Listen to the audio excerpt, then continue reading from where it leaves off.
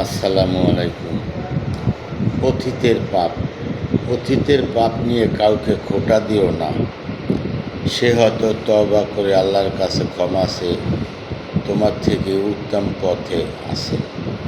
তাই তুমি তাকে খোঁটা দিও না। খোঁটা দিলে সে যদি সেই আগের ভাবে না থাকে, তাহলে সে খোঁটার পরিবর্তে তুমিই গুনাহগার হবে। এটা রাসূলের হাদিস। কাউকে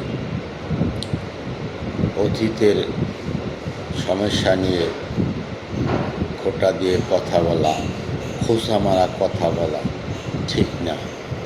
যারা এগুলি বলি আমরা, ইনশাল্লাহ এগুলি প্রত্যাহার করি। মানুষকে মানুষ আঘাত দেওয়া উচিত না।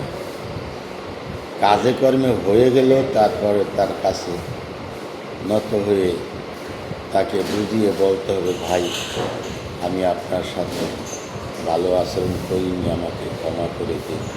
এটা হলো সর্বোত্তম পথ। নত হইলে সম্মান বাড়ে, সম্মান কমে না।